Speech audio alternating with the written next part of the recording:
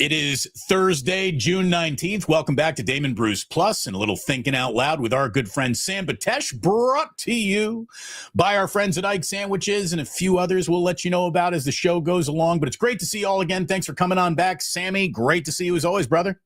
Oh, this is so great, Damon. I mean, we did last week, by the way. Just it was incredible technologically what we pulled off. The world was trying to tear us apart, and we said we will not allow this to happen. We must speak to one another because it's not even just about being on YouTube together. Just having the time with you and I together as friends is just too glorious to pass up. We need that.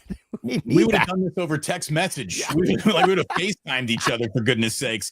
It is great to see, and obviously a lot happening in your neck of the woods from a business standpoint. And look, I love sports from a sports standpoint, but the only real element of global business, like I'm not really interested in AI or the internet or how anything runs, but global sports business has always fascinated me, and what the Lakers just did is a massive, massive game changer, selling for $10 billion. This is the largest ever sale for a U.S. sports property.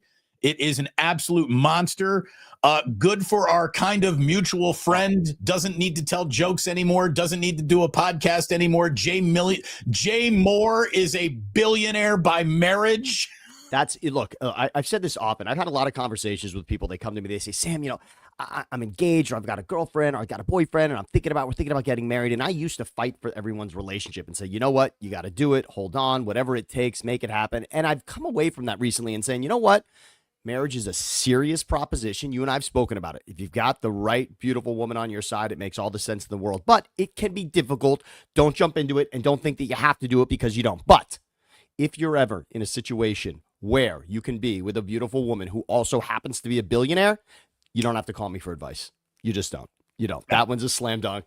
Go for it. And Jay is a lucky and really, but he's not. Look, you create your own luck. Jay's an amazing person. I love him for this. It's a great day for him.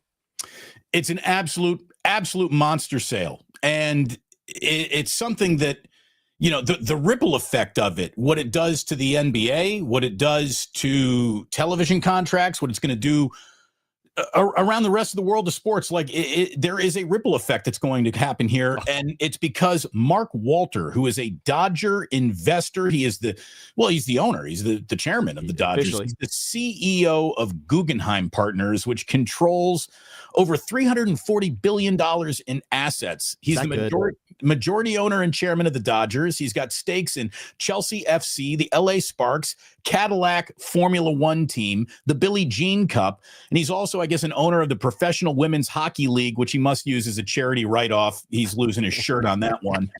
But, this is a guy who decided, I'm coming into sports in a way like no one has ever really bought into the concept of sports as major global investment. And the Lakers, he's an LA guy. He's obviously done very well with the Dodgers. Look, this isn't going to win me any fans amongst Golden State Warrior fans who, I'll even claim to be one, right? I mean, the Warriors sucked me in a way that the Giants never did, the Niners never did. I'm just a basketball kind of junkie. I love the way the Warriors changed the game of basketball. It's incredible. There's nothing quite like the Lakers. Like the whole thing that the Warriors are now worth more than the Lakers. To that, I've always said, great, bullshit. But I've never really believed that. And, I don't know if today the Warriors went on the market that they would sell for more than what the Lakers just sold for. Maybe they would. I don't know. But when you think about what the Lakers are to the history of the sport of basketball, there's everything they've ever done on court.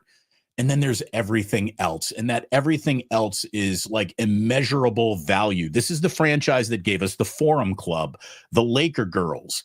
This was Showtime and Magic, which was a combination of great basketball, a great party, a great set of tits, great drugs, great wealth, great sex, great glamour, the Lakers became the coolest nightclub in LA when Dr. Jerry Buss decided he was going to Playboy this whole thing out. Look, you and I will get into this, Damon, about whether there are other teams in the world that are worth more than the Lakers and that brand. But I will say we can end an argument right now. Is there an event that when you go to means more about the fact that you just are at the event than a Laker game. It's not about the game on the court. It's just about being in the building. The Lakers are still the only one that it is that, because I will argue in Dallas, it's not the same. If the Cowboys on the court are not, the Cowboys on the field are not doing anything, that game has less cachet. But a Laker game, to be near that court always will mean that you are somebody. It is a status symbol to be a fan of the Lakers. That's wild. Think about it. Most people, you're a degenerate for being a fan of anyone in Philadelphia, right? You're like a scumbag for being a Phillies fan and Eagles fan. Oh, everyone in Phillies, but if you're a Lakers fan, all of a sudden people want to know, ooh, you are. Oh, yeah. Wait, and you have season tickets to the Lakers? That means something in the world. It's the only team where it is a status symbol in society. It's the Lakers and the Lakers only. I mean, I don't know if it's them only, but it's a small handful. There's no one attaches coolness to the Tennessee Titans. No one attaches coolness to the Oklahoma City Thunder or the Indiana Pacers, even though both of them are in the NBA Finals tonight. Neither of them quite moves the needle like the Lakers do. They are sort of their own thing that the league revolves around. They really, really are. And I'll tell you this. The Warriors very much became their own thing, too, during the Curry run, during the move into Chase Center. But when the Lakers are on the court, it feels bigger. It does. And this was especially true when the Warriors were playing over at Oracle in Oakland, and the Warriors had not quite become the Warriors as we know them yet. The Warriors' peak was the We Believe, which means congratulations, you made it to a second round of the playoffs. That was all they had for so long. And there was nothing like going to a Friday night Laker Warrior game at Oracle. It turned into prom in there. It was an event. Girls brought, the bustiers out. Guys, what I loved is there was more diversity in that crowd than any other sports crowd ever. And it hasn't carried over to Chase Center. There's no denying that. You used to have brothers in their 70s showing up wearing spats and their pimp canes and their top hats. And it was just the Lakers were here, and it felt different. It really, really did. So, they're a massive brand, whether you love them, whether you hate them. They make the sport more interesting for countless reasons. The Lakers make your city more interesting. And remember that they are in Hollywood. And they make this city more interesting. That is a special cachet, right? In other words, to do what they could do in Oakland and in San Francisco when they come to town, and then in their city. And you talk about stars, and we all saw Chalamet and Ben Stiller, and of course, there's always Spike Lee with what happens with the Knicks. But that's when the Knicks are doing something amazing that it brings out that level.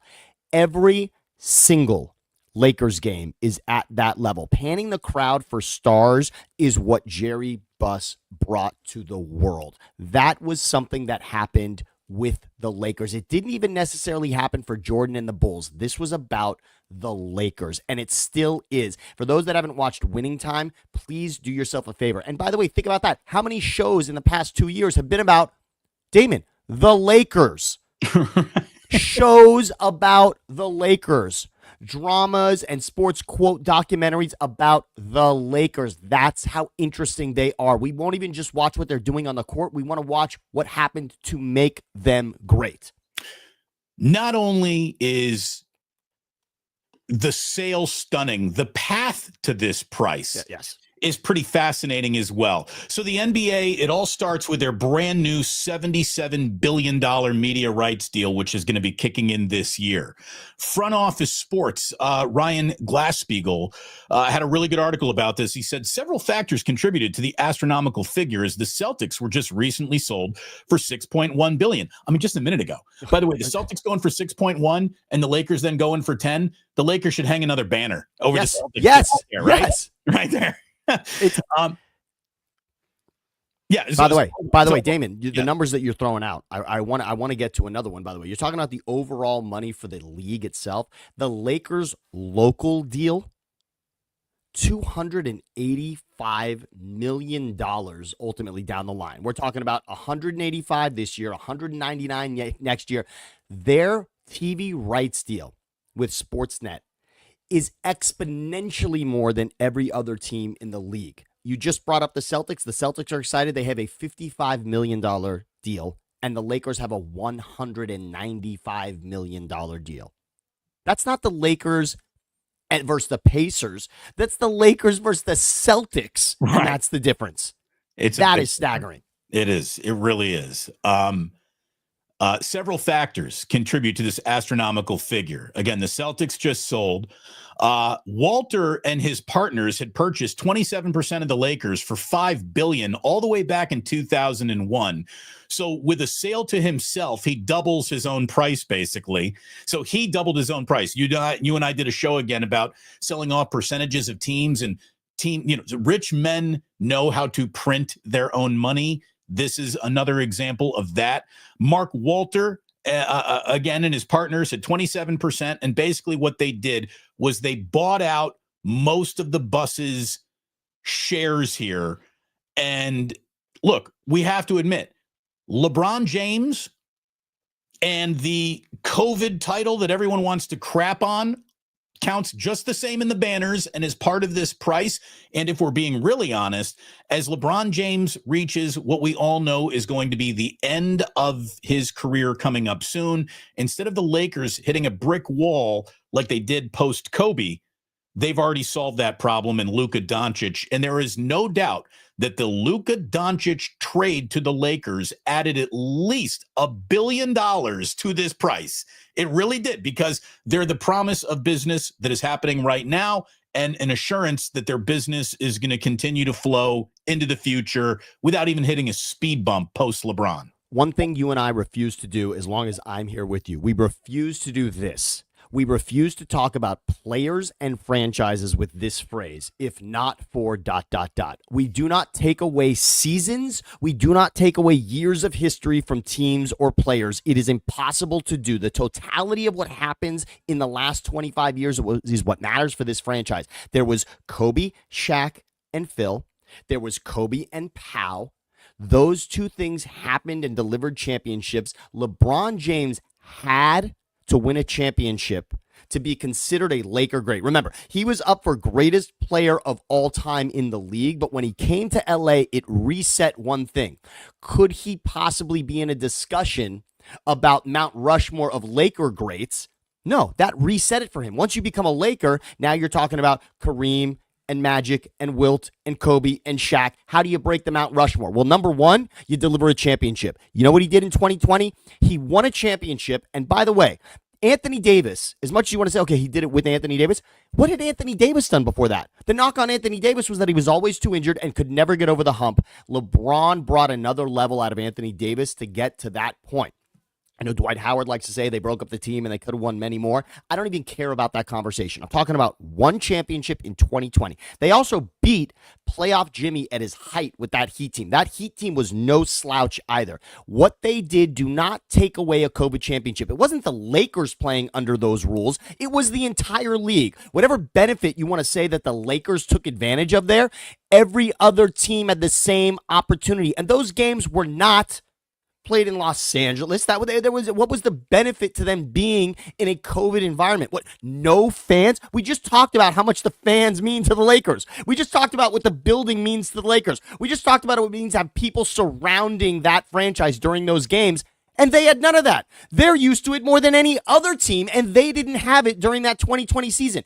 That mattered, and you're right, it adds $1 billion, because this isn't just about when players join the Cubs, when players join even the Cleveland Browns, they like to talk about, the storied history that is here, right? Every press conference, you can take any team, and the player, when he signs, talks about, the storied history that's here. Yeah, you're talking about Jim Brown. When you join the Browns, you're talking about what happened with Jim Brown, black and white footage, right? There is a history there, yes. It is a storied franchise, yes. But what are you talking about recently? There's nothing. With the Lakers, you're not just talking about something that Kareem Abdul-Jabbar did. You're not just talking about something that Magic Johnson did. You're not even just talking about something that Shaq and Phil and Kobe did.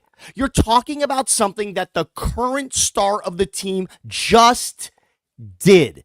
That is relevant and it matters. And $10 billion, he wakes up today making $1 billion, because if you sold it today, it would have to sell for $11 billion. Yeah, absolutely. Absolutely. It's worth more today than it was yesterday. And yesterday it turned into a $10 billion franchise. Look, the Lakers have so much history that greatness is just glossed over and forgotten. Who's talking about Gail Goodrich? You know what I mean? One of the greatest players of all time. Certainly one of the greatest Lakers of all time. Yes. And I don't know about greatest player overall of all time, but this is a guy who, you know, in any other franchise is definitely in the top 10. He's probably not even the Lakers top 20 anymore. You know, it's insane what this team represents from a basketball standpoint, from a culture standpoint, from a touchstone and media deals and the way that we perceive the entire league. The NBA isn't glamorous without the Lakers adding an awful lot of glamour. Like you said earlier, Madison Square Garden pretends to do the celebrity whip around, you know, and look, and let's be completely honest. Chalamet's a big deal. I'm a fan of Ben Stiller, but it's been, you know, like they got Ben Stiller. I mean, it's another thing to have Jack. You know what I mean? Every game, Jack Nicholson. I mean, what are we talking about here? This does more. They do more in those seats than anyone else. The LA Times once put out an article talking about the people in that front row, Damon. They pointed out who owned each of those seats. It was a who's who of Hollywood and billionaires in the world. It's so impressive. It's unlike anything you've ever seen anywhere else. And congrats to the Buss family for that. Now, I also have a very smart friend. We actually share this friend. I won't say his name, but he helped me understand a little bit of this deal last night. And I want to explain the part about Jeannie Buss and our buddy. So I'm not going to give away who he is. Yes. Yes. Sammy has a really good friend of his, a guy that I've met many times and like very much, who isn't anything other than in the inside circle of Jeannie Buss's life.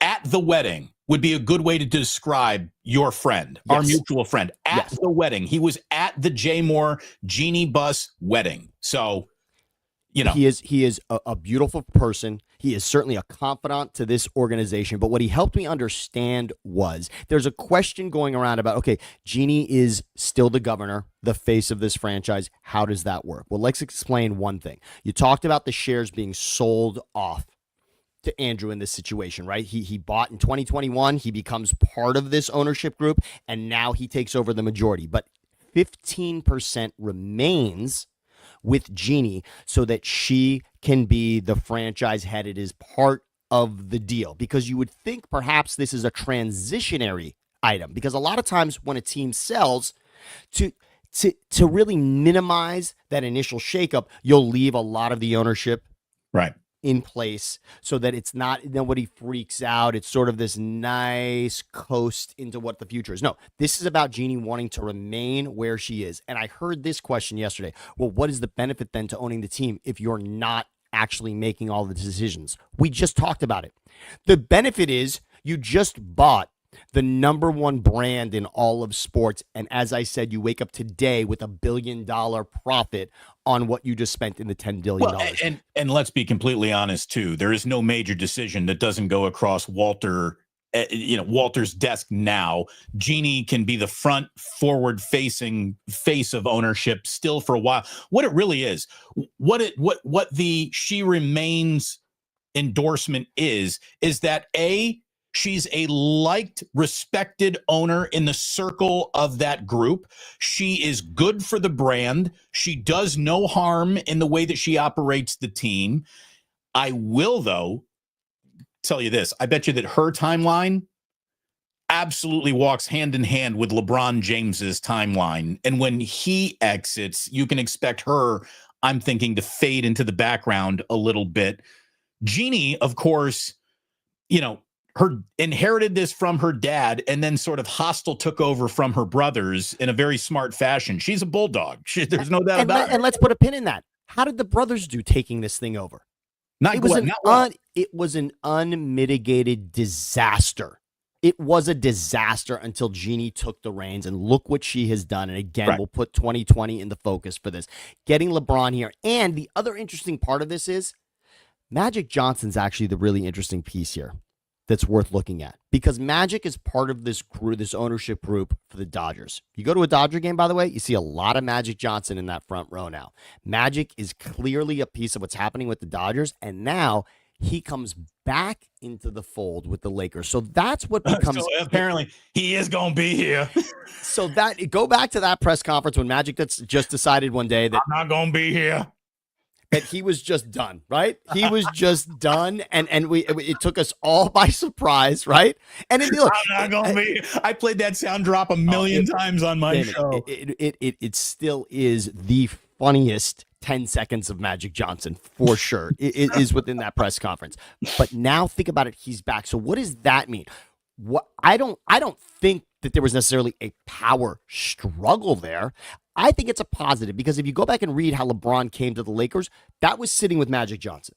So as much as you said Jeannie, what she does in a positive fashion for this franchise, Magic Johnson can provide the same.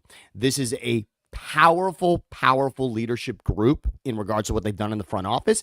And go back and read the story about how they got Luka. That is such an impressive deal that Pelinka put together. And of course, the Mavericks right now are wondering what the fuck happened, because that clearly did not work in their favor in the short term. But it's not like the Lakers didn't win the championship either. So that's still to be TBD on that deal, Anthony Davis and Luka. We don't know yet, but it looks impressive right now. Jeannie's dad bought the Lakers from Jack Kent Cooke in 1979 for $67.5 million. Along with that, they got the Forum and the Los Angeles Kings were just thrown in as like a sprinkle. Just we'll put do the tires as well at the car wash. Put why don't you please give me the shot on the tires as well. You threw in the Kings in the Forum. What kind of a deal was that? Jeannie has basically been in charge since Jerry banged his last playmate back in 2013 and he passed away.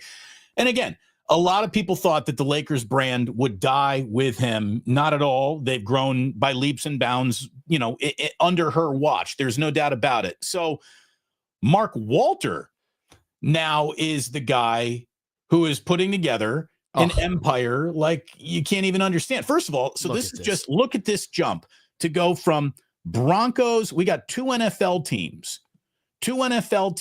then it's the Celtics, the biggest rival in the same year. The Lakers almost double it, right? Almost. I mean, 3.9 more. If you have 3.9 billion more than somebody, what kind of conversation are you in? I mean, do you understand how it's not bad, incredible that is? That's not bad at all. You look at that number, it is an absolute monster. The Lakers underbus ownership group, the 11 NBA titles, most in the NBA, best winning percentage, and that's with a lot of shit post-Kobe years still stuck in there.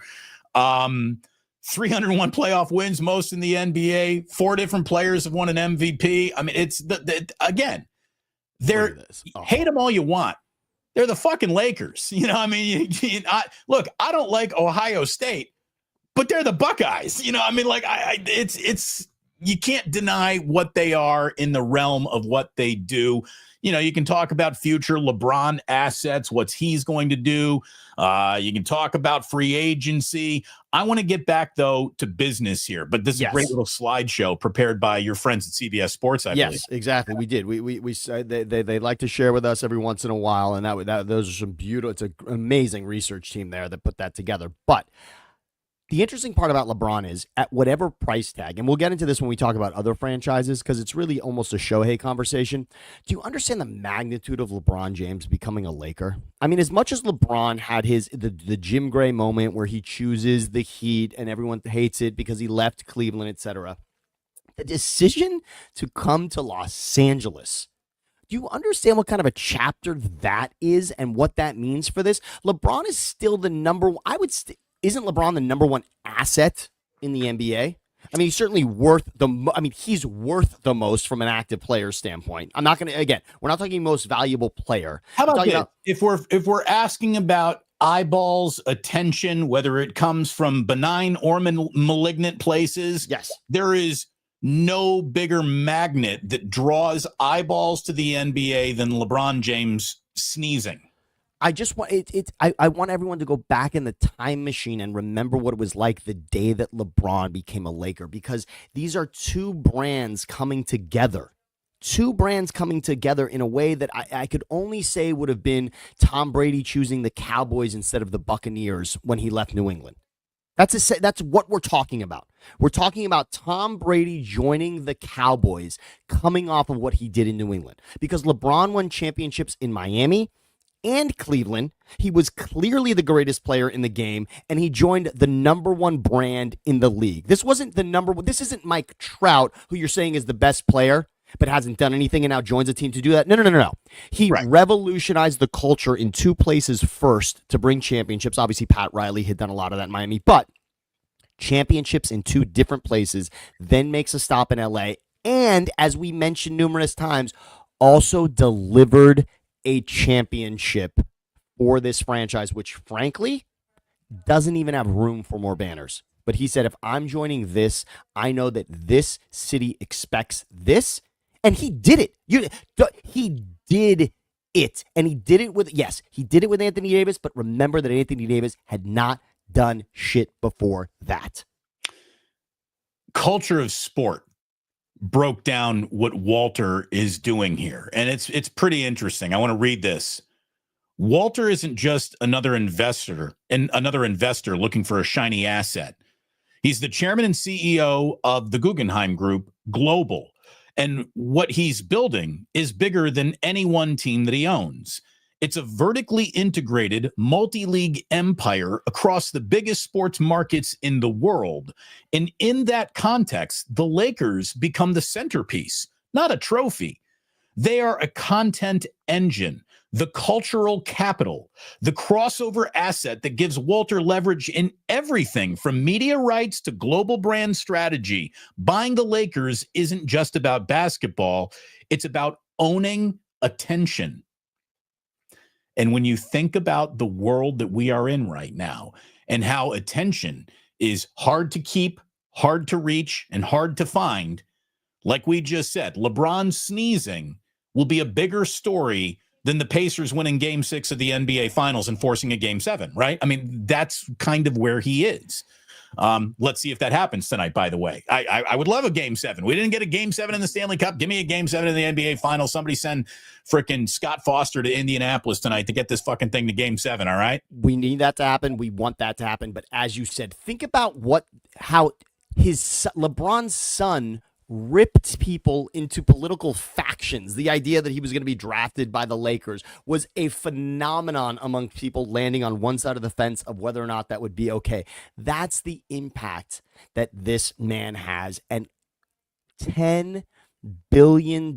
And the amazing part is, Damon, as you said, in the NFL, we are simply counting the days until this number is beaten. Because we know that, yes, there are two teams on that list that are from the NFL, one of them that we haven't talked about. But I also want to remind people, again, and the Warriors, you said it, but the Forbes valuation before this sale, the valuation was Cowboys were the number one value in all of sports, the Warriors at number 2, the Rams at number 3, and the Yankees at number 4. The Lakers were actually number 8 on the list. 8. The Knicks actually ahead of them on this list, which I think is hilarious, but now that math is entirely reset. As you said, when teams started selling off fractions and portions of ownership, it reset the dollar for all of those teams. And now $10 billion, because of the brand the Lakers are, resets the bar in an entirely new way. And we thought the Celtics had done it, and this blows it out of the water. And Genie could not walk away from a deal like this. No. Could not. That number belongs as a banner in the building itself. 10 billion should be a banner that hangs at crypto now. 10 billion. Congratulations. Well, and look, for some reason, one of the biggest changes in how sports is consumed and rooted for by fans in my lifetime is like an appreciation of ownership wealth and how, how much can you get if you put a Century 21 sign on your front yard, and no one's ever gone for more than this. This is a big, big, big number. And look, forget about the Panthers. Forget about whoever wins the NBA Finals. Again, it could be the Thunder tonight. It could be. Mark Walter is this week's world champion of sports. Yes. He got the Lakers and Ohtani back on the mound in the same week. The guy's having a hell of a week. I mean, and again, we talked about this with LeBron, and the difference is LeBron is not at the peak that Shohei is now. But I want everyone to go back and think about what is happening with the Dodgers. The Dodgers also won a COVID championship in 2020, and we are not taking that away because it is epic, and they absolutely did something that every other team had an opportunity to do. And again, that was in Texas. That wasn't the World Series the Rangers won. They won it later, but they didn't win it there. That was the Dodgers who did that. Kershaw did it. Whatever, you don't take any of that shit away. I hate that conversation. But the championship that the Dodgers won with Shohei in his first season. Walk through Dodger Stadium right now and just feel the money and the impact of Shohei Ohtani. $700 million. They're actually getting a deal. There is a separation between being a Dodger fan and being a Shohei fan. I want to thank Allie for getting me this. Allie went out and got me a shirt. This shirt has not a single Dodgers mark on it, okay? It is a shirt that simply says Shohei with him clearly in a Dodgers jersey, but this exemplifies what it is like, the phenomenon that Shohei is. You can truly be a fan of what this player does and represents in the world. It was such a coup for the Dodgers to land him. Again, it's not quite the Yankees in regards to brand being greatest player and greatest brand in the league. It would have been Yankees, not Dodgers. But now the Dodgers are flipping that scale, because in that 1 year that Ohtani comes here and doesn't even pitch, he has the greatest offensive season in the history of the game in regards to Barry Bonds. Anyway, go ahead. Fine. Right. 50-50 has never been done. We can at least say that. He did something no offensive player had ever done, and in that season delivered a world championship through the Yankees, while simultaneously Netflix was running a documentary about the 0-3 collapse of the Red Sox over the Yankees. The Yankees then thought for a moment, we chipped away at an 0-3 deficit against the Dodgers. We have a lead 5-0 against them in Game 5. Maybe we can turn this around. And then all of the air comes out of the balloon. Mookie Betts grounds out. You don't cover first base. Cole, and the whole thing is ripped out of their chest. The Dodgers did it through the Yankees.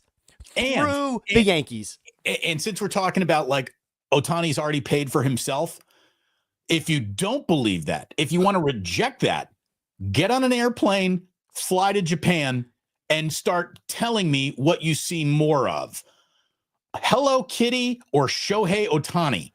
This guy is omnipresent in every single viewpoint you take. He's on every other commercial. He's in every other billboard. And the Los Angeles Dodgers are selling more merchandise in Japan than the San Francisco Giants are selling in San Francisco. You know, I mean, the guy is just a global empire of business coming to your front doorstep like no athlete has really ever been. And here's what scared me. I was at the game on Tuesday. I was actually at the game Saturday and Tuesday. I was at Dodger Stadium, Damon. And it's interesting. He pitched Monday. I guess if I would have had my druthers, I would have said, okay, maybe Monday would have been cool to see him pitch. What dawned on me on Tuesday, so Saturday I'm there, he goes, home run, walk, home run. That's not bad in those 4 at-bats, all right? Now, granted, on Tuesday, he went 0 for 4 with 4 strikeouts, but he also got hit by a pitch and was the number one story in the game because Tatis was hit and Shohei was hit, and that became a big thing between the Padres and the Dodgers. But what happened on Tuesday when I was there watching the game, I was in line grabbing a hot dog for somebody, and all of a sudden I turned around and realized Shohei was up. I left the line, which I had waited 30 minutes in, and I was now number 2 in the line. I left the line to go watch from center field to watch him bat. It is the Barry Bonds effect that you and I have talked about in the year of him hitting 73 home runs. Shohei is that big a phenomenon. And what dawned on me in that moment when I left the line to watch him bat was, I almost forgot this guy also fucking pitches. If you're at a game that he pitches in, when do you leave your seat? You should wear a diaper to the game because you cannot leave a single moment. In the top of the inning, he's pitching. In the bottom of every other inning, he is hitting. That is something we will never see again. We haven't seen it, and none of us that are listening have seen it since Babe Ruth. This guy is unlike any other player in any other sport, period. Speaking of unlike the others, what are you doing for lunch today? Yes. Get yourself to Ike's. Get yourself a delicious sandwich. Extra dirty sauce, that bad boy. It is yummy. And make sure you sign up for the Love Rewards program. You get a free sandwich when you do. You earn your way to more free sandwiches, chips, drinks, all the stuff that comes with it. If you've got a graduation party coming up, check out Ike's Catering. You'll be very, very happy that you did. And again, if you're in the Bay Area, you want to go celebrate that graduate, get him or her a fake ID and bring him to the Dubliner. Actually, no fake IDs at the Dubliner. Be a college graduate. There you go. And you can go to the Dubliner West portal, say hi to Kenny and John for me, ask for the best Guinness in all of San Francisco. Little back burner, that shot of JMO if you need to really get one going in the afternoon. There you go. Where are you going to watch the NBA Finals tonight? Where are you going to watch that next the Valkyries game? Valkyries are kind of a big deal all of a sudden here in San Francisco. Get yourself to the Dubliner West portal. You'll be very, very happy that you did. And if you got to lock it up, Sammy, what if you got to lock it up? What if you got to secure something? Tell me about that. If you want to store something that is odd or bulky or large or in your way, and you want to make sure chain of custody that legally this thing will not be seen by anybody else unless it is signed for, Safe Store USA.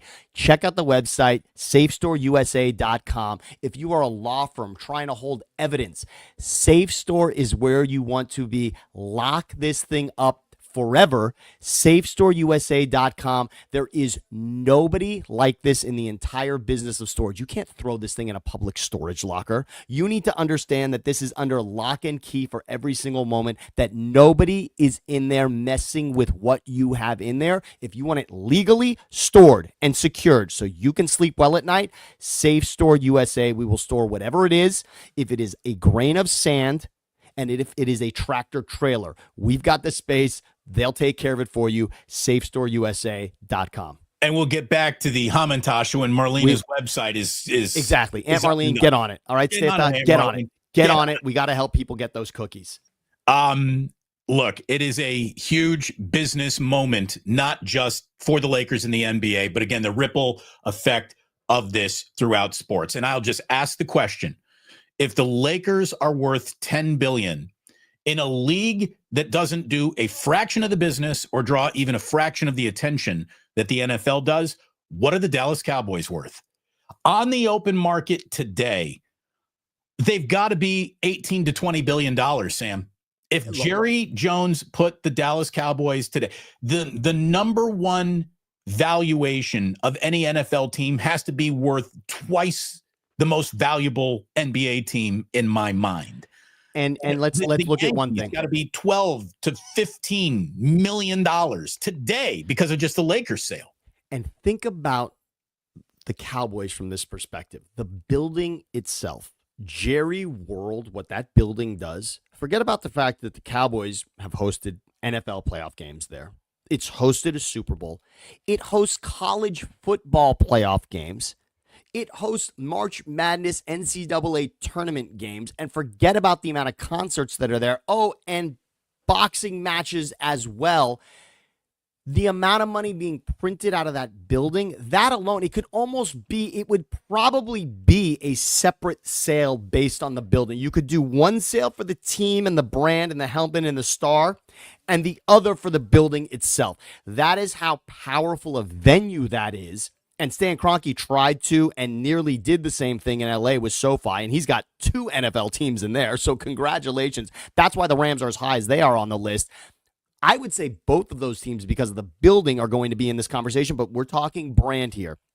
The Cowboys 1,000% would top this deal. But I will say, I don't think it'll be exponential. I think the double-digit billion made this a conversation where I still think it would be within reason.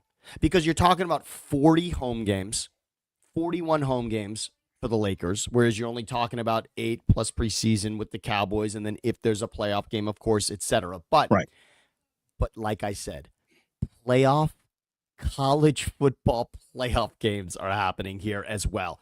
This building, there's not anything this building won't host. And Jerry has done an incredible job with that screen that's in there, everything about it. And it was freezing cold at the Super Bowl, by the way, there. That Super Bowl, don't forget, it was miserable for people in Dallas because it was so cold. And it was a phenomenon of a week. Yeah. Ice, we had people slipping and falling all over the place, and it's still, of course they will host another one, even though I think every Super Bowl should be in Las Vegas, and it one day will be like that. But Jerry World is really almost a separate conversation. And remember, though, the Lakers don't own the building. That's AEG. The Lakers don't own crypto. So maybe I'm wrong. Maybe I said maybe it wouldn't be that much more than $10 billion. I'm actually eating my words now. The fact that Jerry owns the building and the Lakers do not, that's an entirely different and separate business acquisition that is well worth whatever you're going to pay. So now that Walter has his $10 billion Laker prize, I guarantee you there is somebody in the Guggenheim universe who is asking themselves, is it time for a new arena? How much longer does Staples/Crypto Arena actually have left in it in terms of either, we want to move to another location in Los Angeles, a more glamorous location, or we're just going to tear this thing down and rebuild right on this site because the site is fine, but we want a more glamorous, better arena.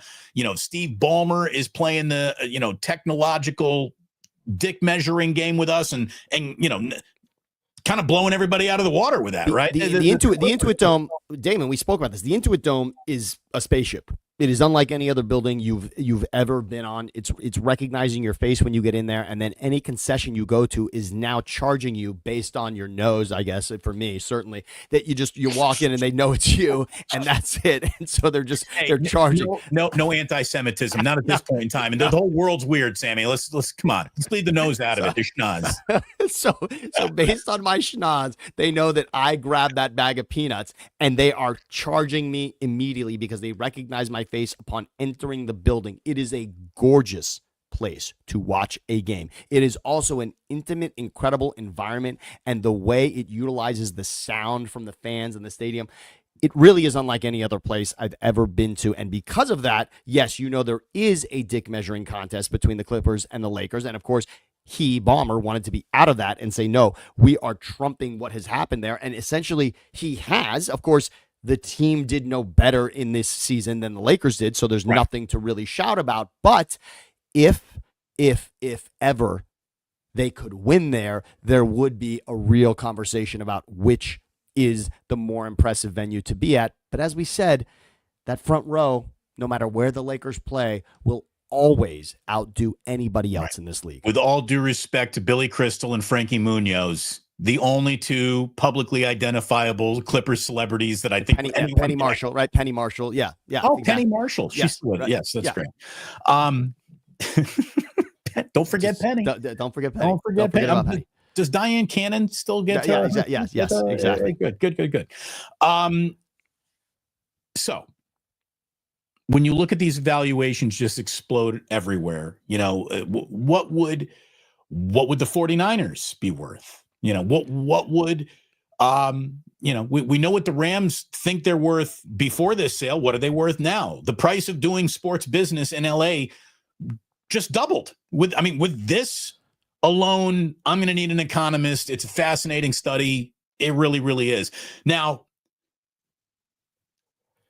everyone can't help notice that there are a lot of smart birds flying south for the winter here, right? Like the Bus family is cool with taking the money and taking off. There's nobody smarter in the room than Mark Cuban. Mark Cuban took the money and left. Is this a right time to sell or a right time to get out? Why are there so many teams actually being sold right now?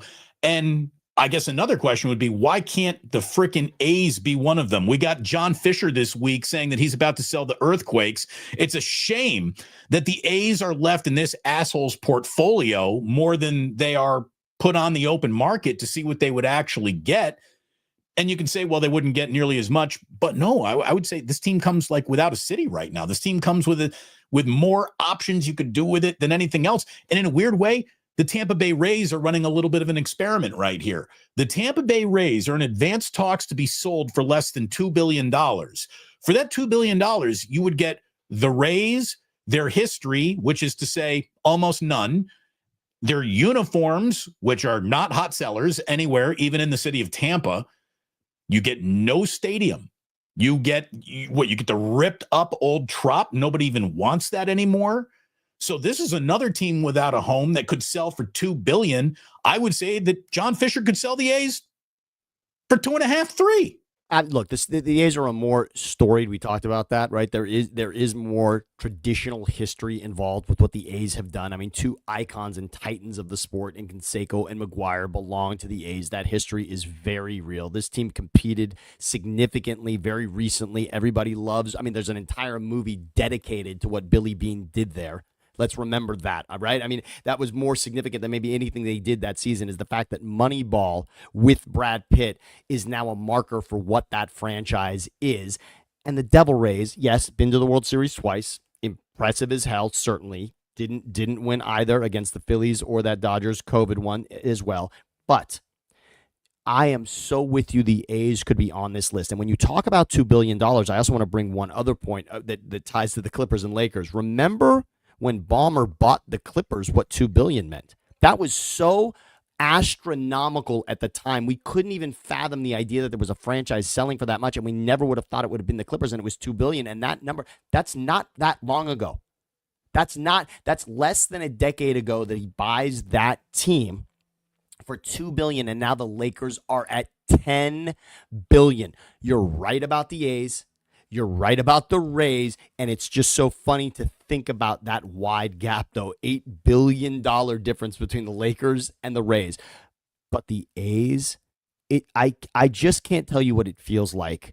I've told this story a few times. Obviously, driving by that parking lot is just unfathomable to think that there's not a single team in that parking lot in Oakland when you drive towards the airport now. But to see ATH as an abbreviation for the A's right now, is it just gross. It just turns my stomach as we watch the College World Series right now, and you're looking at venues and seeing games and wondering, wow, that looks fun. It looks like a league I could be in. Every time we watch an A's game when they're playing at home, that's what it feels like. It really does feel like a version of the College World Series, and it's unfair. I mean, it's nice that it's you know what it feels like, actually, Damon? It really feels like relegation in soccer. It really feels like the A's are trying to play their way into the major leagues. It's as if they're not even really a true part of the AL West standings. They're just trying. The AL West is considering taking on the A's. This is right. They're interviewing the A's for a chance to join the AL West. That's what this feels like. It's disgusting.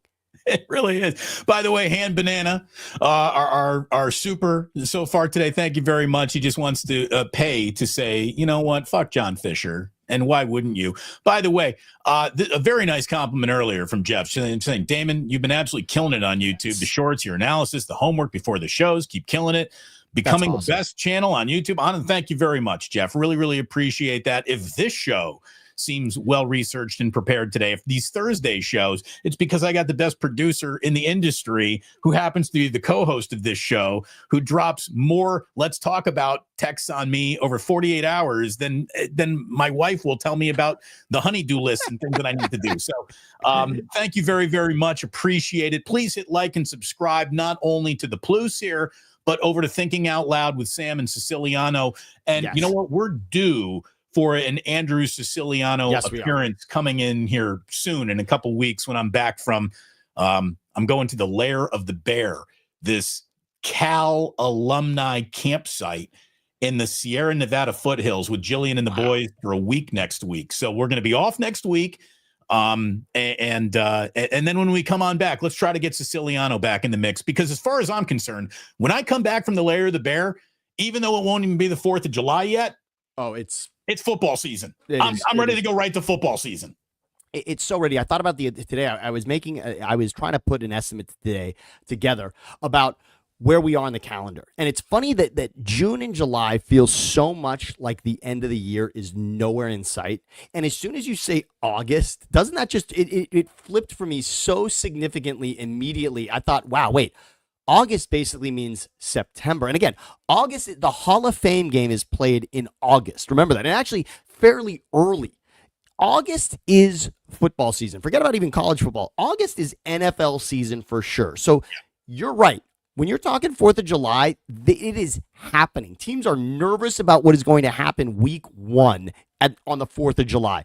This league is absolutely right here, and it does. It dominates basically for you and I, it dominates every week. It happens to not this week because the Lakers sold for $10 billion, but otherwise it still would.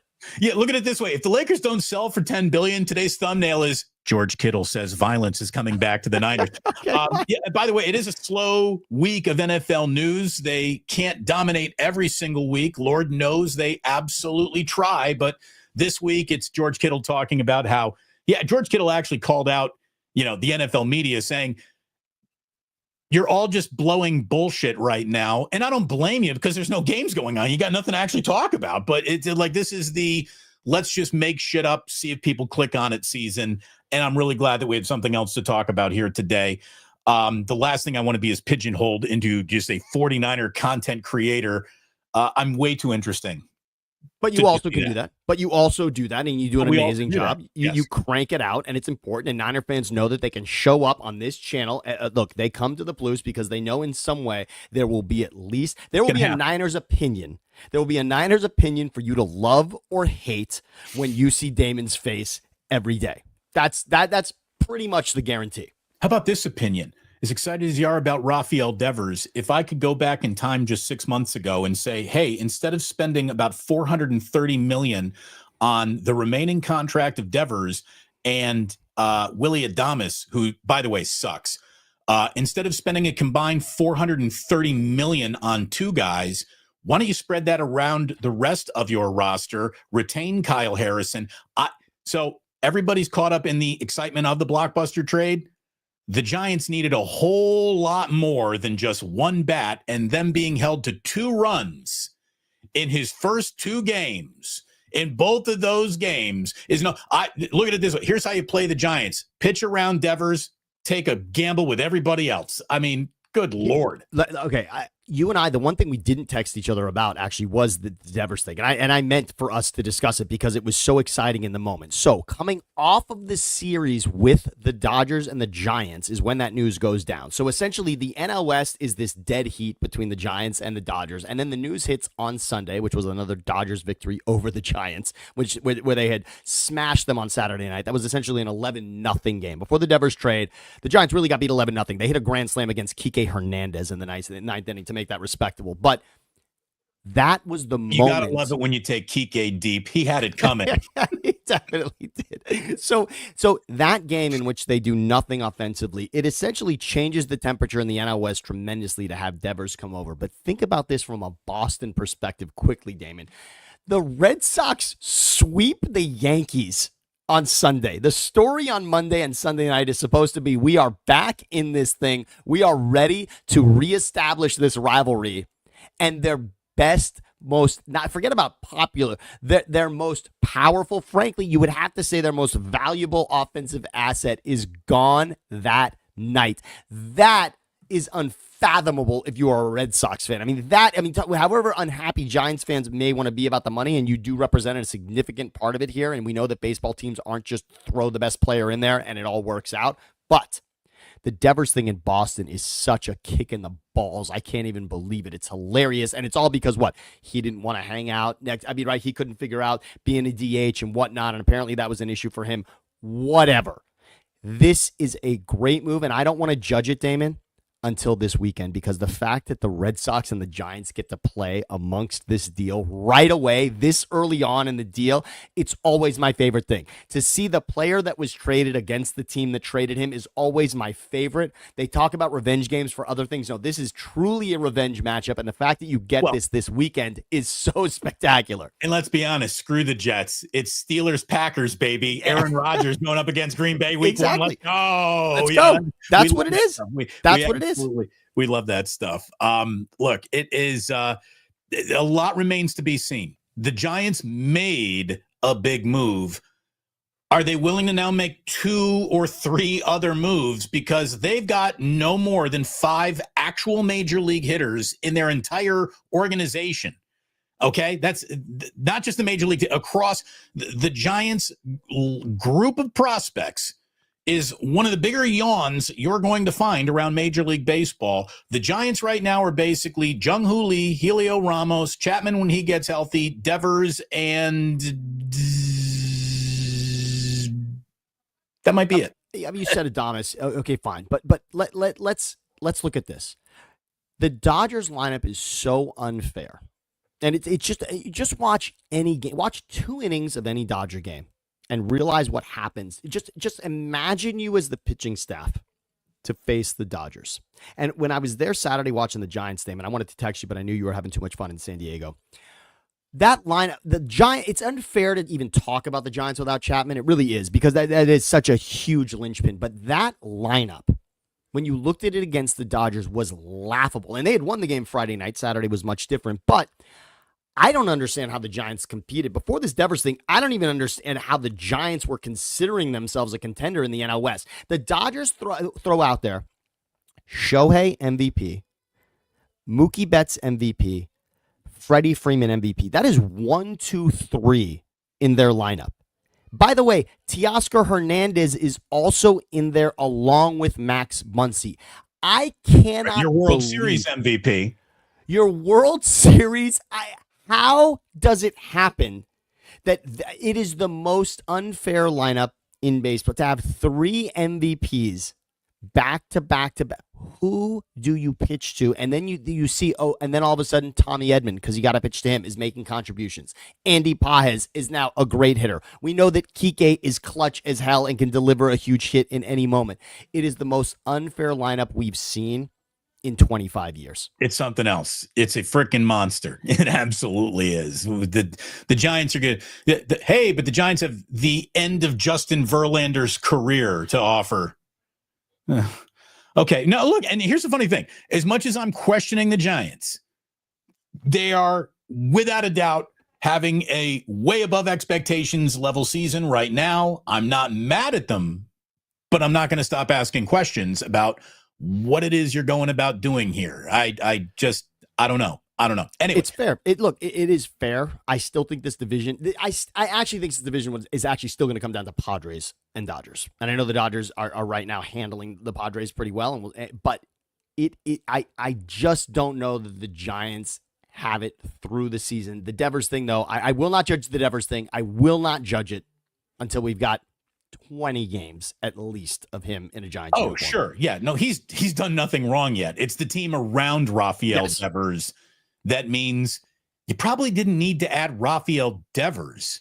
You should have added like 3. How about this? You need an actual major league first baseman. You need an actual major league second baseman. The amount of money you just spent on a shortstop who is not a good hitter and not good with a glove is like Willie Adames has the biggest contract in the history of the Giants before you traded for Devers. That is absurd. Willie Adames sucks. Okay. I mean, he's not good. He's how about this? He will never top out at more than good. He might be one day good. I don't think he's going to be a superstar. Not never. And there will never be a little kid saying, Daddy, Daddy, Daddy, I got to go see Willie Adames tonight. Buy the tickets. He sells no tickets. He drives in no runs. He's hitting 203 or whatever he's hitting right now. It ain't good.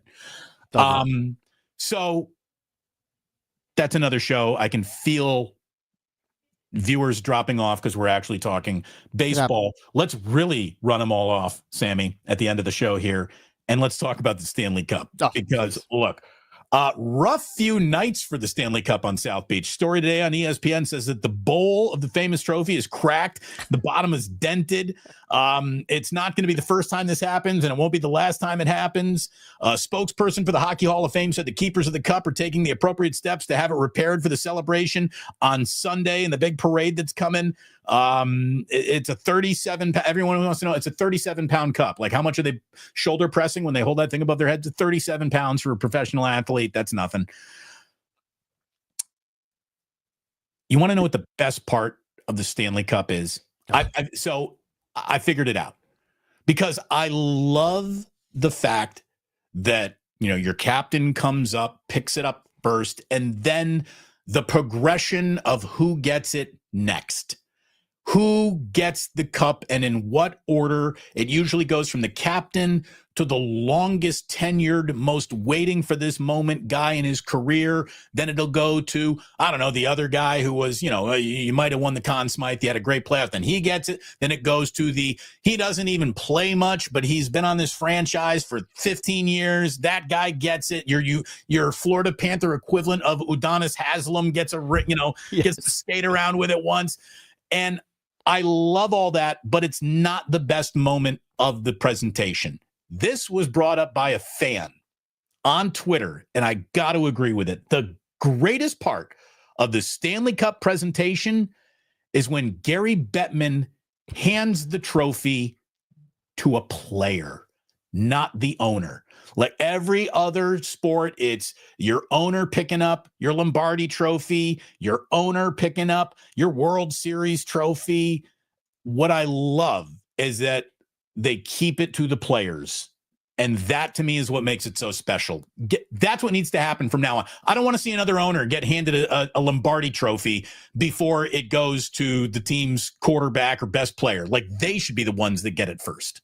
Well, Paul Maurice, who is now the coach who has won back-to-back Stanley Cups in Florida, he had a very fascinating conversation with Rod Brindamore in the Eastern Conference Final, who is the coach of the Carolina Hurricanes. So it was a smart question, because someone noticed what happened.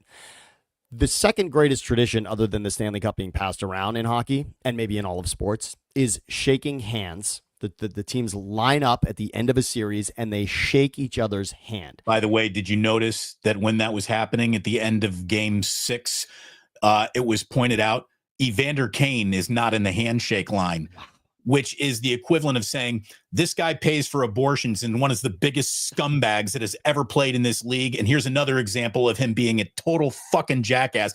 Evander Kane, you suck, and everyone knows it.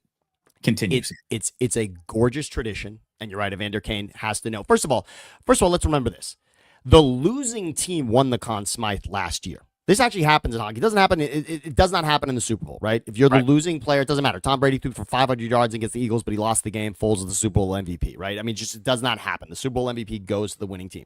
The Conn Smythe is actually for the best player of the entire run of the playoffs, much like MOP in college basketball goes for the best player through the entire tournament, not just the final game or the final four. So the best player through the run of the entire playoffs last year was Connor McDavid. He set a record for playoff assists, etc., and it went 7 games. It was well-deserved, and he got it. But that goes to show you there is something about losing that is so respected in hockey, and for Kane not to be part of that tradition, because his moment, if he's not going to win the cup, his moment of reflection and his moment of appreciation for what that team did that season is that handshake line. And Paul Maurice spoke about this with Rod Brindamore in the Eastern Conference Final, and he said, you know what? I don't want the coaches and I don't want anyone else from the front office to be part of this handshake line at the end of the game. He asked Rod Brindamore, is this okay with you if the Hurricanes coaching staff and my Panthers coaching staff do not participate in the line, because this was a battle of the players. He says, my job is to drink coffee and to yell a lot. That's pretty much what I do as the head coach, Paul Maurice said. The players are out there battling and grinding and pounding each other all week. 2 weeks of a series going back and forth and traveling and smashing into one another. They are the ones that put their sweat on the line. They deserve to shake hands. Why does my player need to shake hands with your special teams specialist who he has no idea who the guy is. It's unnecessary, and he did away with it. It's pretty incredible, and I guarantee you, because they are the back-to-back champs, this is going to be something you're going to see moving forward, where there will be a choice. Maybe the head coaches will go out there, and that's about it. This is going to change, and like you said, handing it to the players because they did it is what matters most. By the way, how far away are we of seeing coaching staffs in every single sport, especially the sport of baseball, be absolutely eliminated by the introduction of AI? First of all, I really look at baseball. I mean, what AI could do to baseball and what it may. I mean, look, we're going to have essentially robotic strike zones soon enough. And you know what? We can have a whole show about this. We probably should. But back to hockey real quick. I want to say something about the trophy being damaged, the Stanley Cup. First of all, message to the Stanley Cup. This has only just begun. Your path to destruction has only just begun, and here's why. The third greatest tradition, and maybe it's higher on the list, is the fact that every single player gets 1 day with the cup. Now, some players are taking it home and putting their newborn child in the cup, and it gets this gentle day with a blanket. Other players are taking it to a strip club to party all night with champagne. Didn't like Ray Ferraro eat chicken parm out of it, and that's what gets the chicken parm nickname? Yes. So the cup will go through a lot more than it has over the last 2 days, but this is exactly what I want to be happening to a trophy.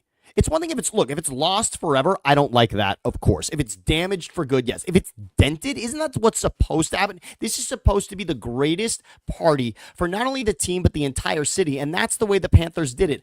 I love them for that. I remember when the Angels won the World Series trophy, it was reported that, first of all, the World Series trophy is maybe the most dangerous thing to hand a group of men of all time. It's just a series of arrows. First of all, it's a series of metal arrows pointing up with with metal flags on the end. Yeah. Forget about the amount of eyes that could be poked out or skin broken in that. And so, they bent a bunch of the flags. No big deal. The thing's doing just fine 20 years later after that championship. But this is what we want from trophies. We want players cursing at parades into microphones, and we want trophies to be smashed and thrown about. What was the greatest part about the Bucks winning the Super Bowl recently is when Tom Brady throws the Lombardi across one boat to the other, and I think it was Gronk who caught it. I can't remember exactly, but that was the greatest moment right there. We want chances taken with the trophy once it's won.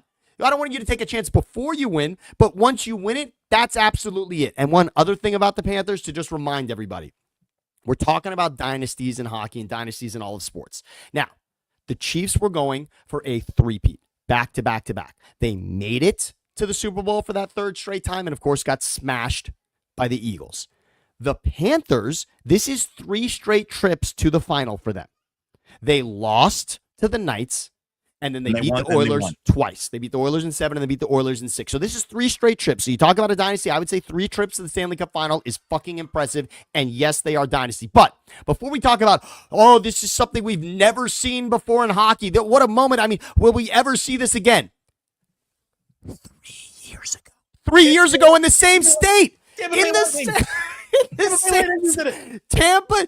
So Florida, congratulations, Sunrise. You just did it, Florida. Yes. But the Tampa Bay Lightning were in 3 straight Cup finals this 2023. They won the Cup twice, and then they lost in their 3rd trip. So this just how we had a dynasty in the same state. And Damon, let me drive this point home for Canada. And you and I were both rooting for Connor McDavid because we love when the greatest players like Shohei are doing the greatest things. If you're Edmonton, are you taking calls on McDavid? Have you gone as far with him as you can now?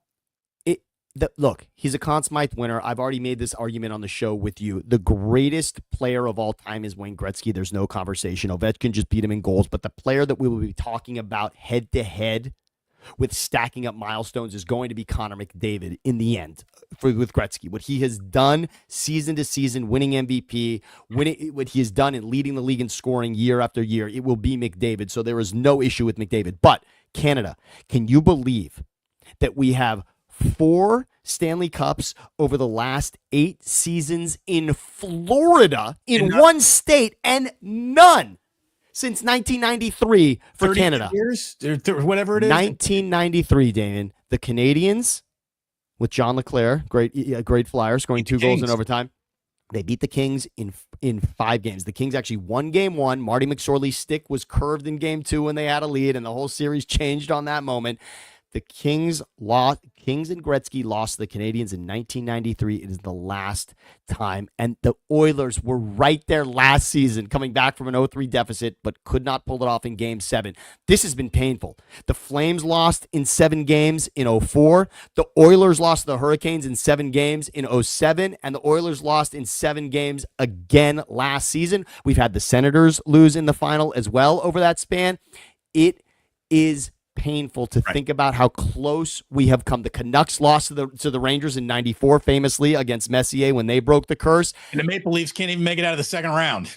It is painful. Maybe the second best player in Austin Matthews. But yes, but Panthers, congratulations. But please continue to do that with the trophy. That's what it's there for. Yeah, absolutely. Enjoy the trophy. And by the way, the trophy was banged up. And apparently Matthew Tkachuk has been banged up the entire time, too. He was hurt in the Four Nations thing back in February. This guy's been playing with a torn abductor muscle, a sports hernia, and another muscle torn off the bone somewhere else in his body.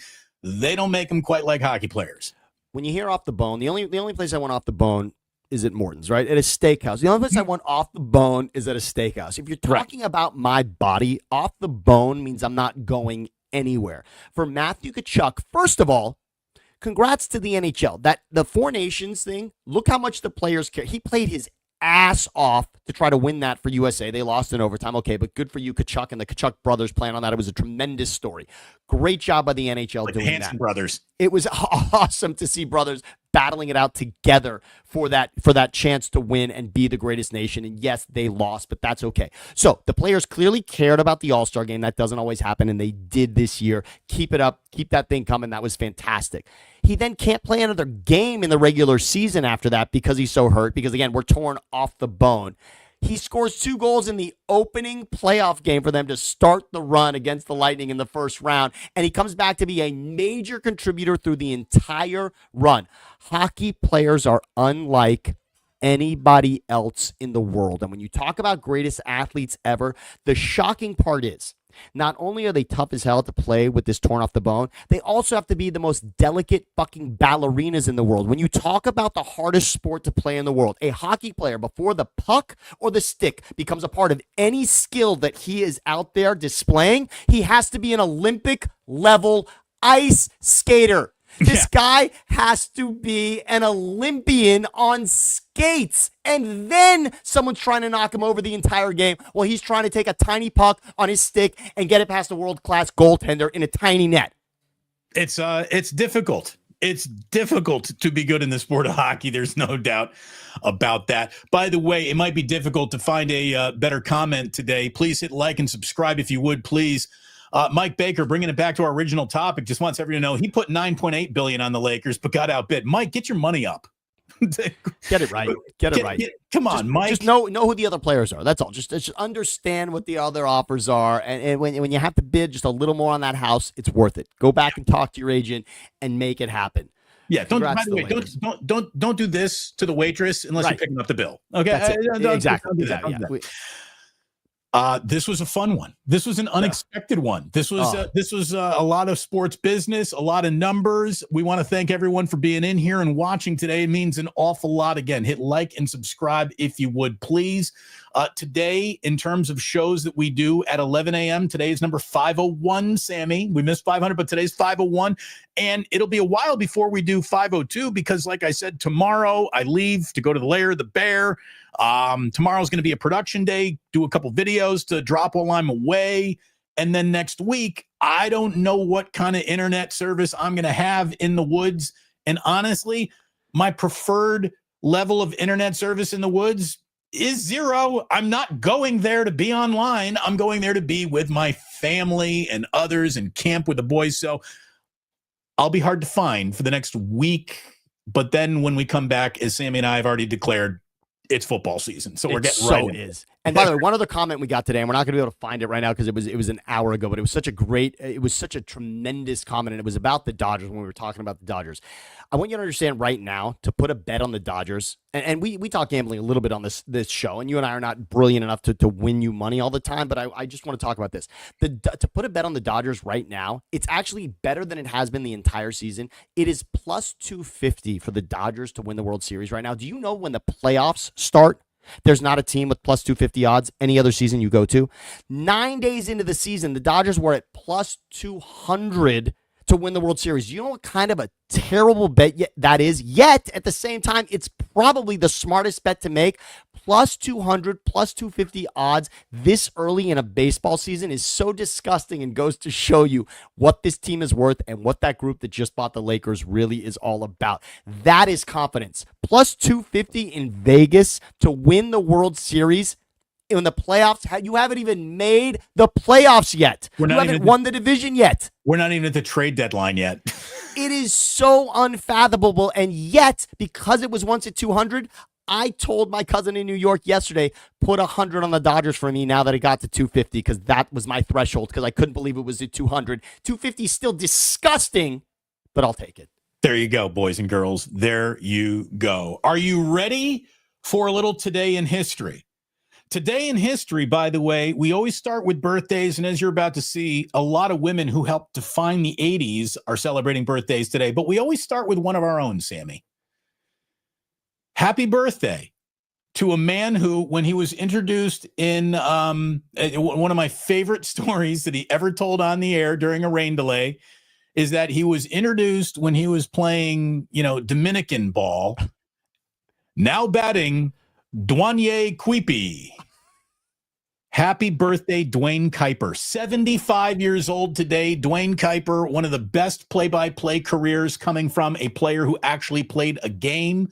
And he's more of a significant player than anyone who is watching remembers or knows.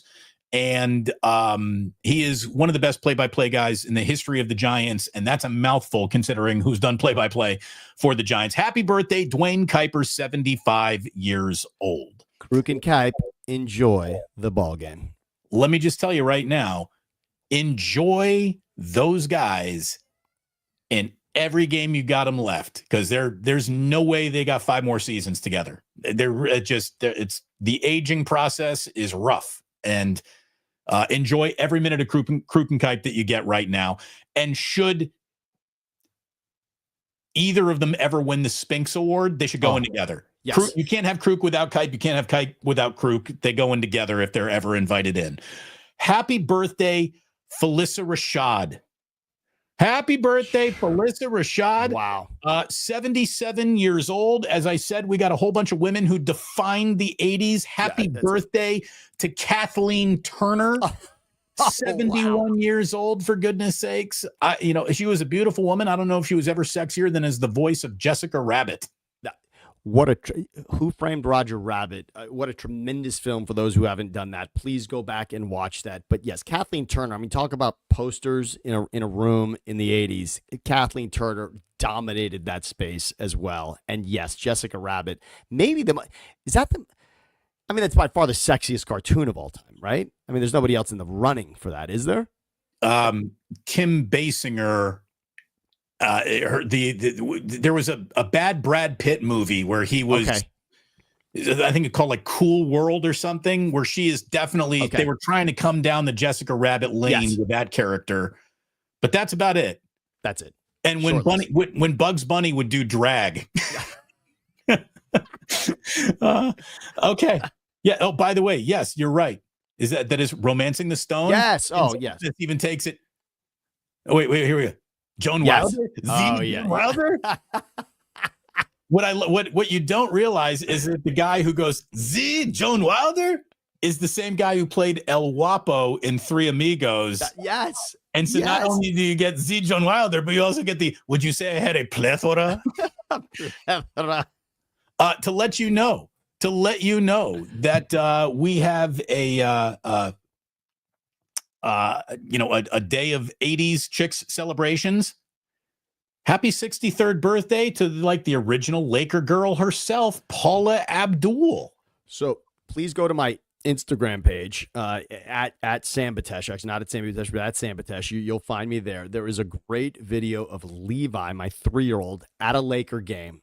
And all of a sudden, out of nowhere, he just discovered Paula Abdul sort of points him out. And they start, it's just this beautiful moment. She was so gracious with her time, just hanging out with Levi because we spotted her. We happened to be in like the bowels of crypto, and there she was.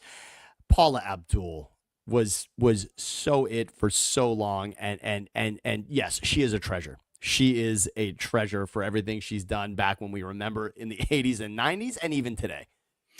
Happy 47th birthday to Dirk Nowitzki. Happy 47th birthday to Zoe Saldana, who is what? She's an Avenger, right? She not only an Avenger but an Avatar, the sort of the original Avatar, that's right? I mean the original, and I would say there's not a sexier blue woman in the world that I can think of. We've got the sexiest cartoon and the sexiest blue character of all time, Zoe Saldana. Happy birthday to Paul Dano, 41. Oh, not only was he the Riddler in that Batman thing, but he's also the guy who gets beaten to death with a bowling pin as I drink your milkshake. Oh, in oh God, there will be blood. There will be blood. There will be blood. There will be blood. He's in that. He's fantastic in that. He's also fantastic in this Escape from Dan Mora. Yes. Which is a great series that I don't think nearly enough people caught. Good call. Good call. By the way, Dirk Nowitzki, just for mentioning him real quick, I don't know that I was rooting harder for a single player to win a championship that wasn't from Philadelphia in my life than Dirk against the Heat and LeBron in the height of the Heatles. What he did shooting the ball in that series, please go back and recognize what Dirk Nowitzki did. And for those that love Luka or Steve Nash or anyone associated with the Dallas Mavericks, what Dirk Nowitzki was for that franchise and what he did in delivering that championship that year versus that opponent. If Rick Carlisle comes back and is able to win this thing in 7, Rick Carlisle is on the Mount Rushmore of NBA coaching for me if he did it with Dirk against that team and now does it against another MVP in SGA if he does it with Halliburton. So if he does it without Halliburton tonight? No, forget about it. I mean, Rick Carlisle is the best coach that does not get talked about in the let's have a talk about great coaching conversations. There's no doubt. He's probably not getting anything arriving today via Amazon from Draymond. Happy 26th birthday to Jordan Poole. There you go. So there you go. Those are your birthdays today. In a weird way, happy birthday to the concept of baseball as we mostly know it. Today in 1846, Alexander Joy Cartwright arranged a baseball game between the New York Knickerbockers and the New York Nine in Hoboken, New Jersey. It's the first baseball game to use the set of rules that we mostly play by today with. So there you go. Big day. Today in 1862, United States Congress officially prohibited slavery in the United States, nullifying Dred Scott versus Sanford. And this is how we have Juneteenth. So there you go. Today in 1910, Sammy, the first Father's Day was celebrated in Spokane, Washington. I just brought the kids to Legoland. I know you had a fabulous Father's Day with Levi's. Happy Father's Day, post-Father's Day to you, man. I saw you got a Bluey book. Congratulations. Yes, my mom realized the role that Bluey now plays in our lives. You and I have talked about Bluey. You turned me on to Bluey in many ways. My friend Brandon and you were the ones who talked up Bluey. And I said, all right, maybe we had introduced Levi to nothing, and then it became about Bluey. And happy Father's Day, yes, to you, Damon. And what a weekend you had. Legoland. You did it big. You did it right. Your kid Jack and Ozzy must have been just absolutely beside themselves with that. They loved it. I mean, you want to talk about the perfect age to take your kids to Legoland, 5 and 3. Once your kid gets 10, 12, 11 years old, Legoland's not going to be cool enough anymore. But at that age, it was awesome. And I got to tell you, somebody who's built many a Lego project in my day as well, there was some cool shit to look at. Absolutely. I enjoyed browsing Legoland. By the time we got out of there, I was ready to leave. But it was great. It was really, really, it was great. Nice job, Legoland and family. And congratulations to all the graduates. And that's why we went down to San Diego to begin with. By the way, San Diego, Like, I get it, dude. That's a nice town. That really is. You can live a pretty decent life down there. If they still had an NFL team, maybe I'd move. I can't live in a city that doesn't have an NFL team. That's just, well, technically San Francisco doesn't. Never mind. Today in 1941, they decided, instead of calling it Cheery Oats, let's just rebrand. Let's call the shit Cheerios. Today in 1941, we got the word Cheerios. And if you're a father, you know Cheerios is, you can't go anywhere without a bag of them. Levi now calls them the round cereal. That's what we've got. It's because at one point there were two options. I said, do you want the round ones or the square ones? So he is now, the round cereal is just in his life. And he goes with the original, by the way. I got to give him credit right now. He's not going honey nut. He's still sticking with the plain Cheerios. I bet that was a mom choice, saying there's too much sugar in these other things. Also, what the square ones? What is he eating? Fucking Mueslix? It was it was life. It was life. Life is right. Okay. Yes, life's a square cereal. So just, okay, yeah. Here's some Mueslix, kid. You're gonna hate it. Okay. Square cereal. Today in 1953, it was a bad day for Julius and Ethel Rosenberg, who were put to death, the first American civilians ever executed for espionage. It was a bad day for Jewish publicity in the United States. Don't mind me saying there, Sammy.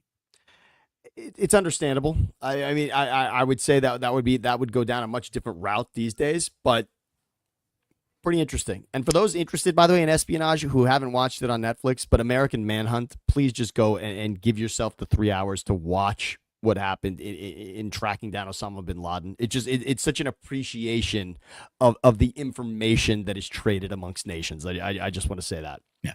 Hold on. We got some confusion here. Silent Red says, I've tried listening to Bruce without Kruger a few times, and every time I tune in, he's talking about pointless things which aren't sports. Isn't sports one of the pointless things that we talk about in the world? This is a little history lesson at the end of the show. Please catch up, Silent Red. We cannot be doing a show just for you. Keep up. Let's see. Here's something else pointless. James Gandolfini died today in Rome in 2013. And if that's not enough sports for you, here you go. Today in 2016, LeBron James led the comeback over the Warriors, pin blocked frickin' Andre Iguodala, Game 7 Oracle today in 2016. That there's two things I want to say about this series. Number one, the 3-1 comeback. Remember that same season, the Warriors came back down 3-1 to the Thunder in the Western Conference Finals. So there was, it's not talked about enough, sort of the trajectory of what happened there. They did the same thing with Game 6 Steph in OKC, and then it happened to them in the finals, which of course is ironic.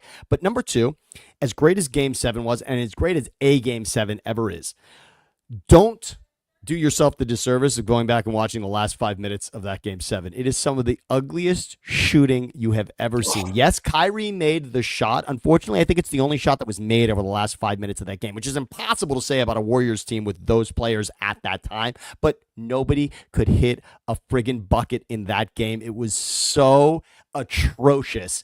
But credit to Kyrie, he did make the only shot of merit in that entire stretch. And obviously the pin block will go down in history forever. And Draymond, it'll always be on that one. Will always be on him. That's you know what? Is it equivalent with the Pete Carroll decision to throw the ball instead of run the ball with Marshawn Lynch with the chance against the Patriots? It's almost like it's almost in line with that. Like you can take that one moment in time and say this is a championship in our hands taken away in one moment. Do you understand that Jim Harbaugh never goes to Michigan and is still probably the coach of the 49ers today had he handed the ball to Frank Gore and not thrown fades to Crabtree in New Orleans that day? 3 in a row. They ran the ball. I believe Michael James is who they ran the ball with on first down, and then they threw Crabtree. Oh. Whenever you can give it to LaMichael James, you do it. Said a sophomore at Oregon one day and never again. By the way, Mike Baker says we used to get a pound it. Pound it. You still do. By the way, San Bruno Mike again saying San Diego is the baby of San Francisco and Hawaii. Thank you, San Bruno Mike. That's a good way to describe it. Absolutely. There you go. That is what we like to call a show on a Thursday when Sam Betesh drops on by. We always appreciate your time, Sammy. We always appreciate everyone being here. Again, going to be out of pocket for the next week and a half or so, going into the woods with the family. Hopefully we emerge unscathed, and it's glamping. It's camping with Cal alumni. So I can't believe Roughing It ever actually comes into the equation. Not going to play a part. But thank you very, very much to everyone who was here today. Thanks for the supers. Thanks for the likes. Thanks for the subs. And thanks to all of you for watching. Thank you, Sammy. And in the meantime, I guess we got to let everybody know that sports don't build character. They reveal it. And like that, they're gone.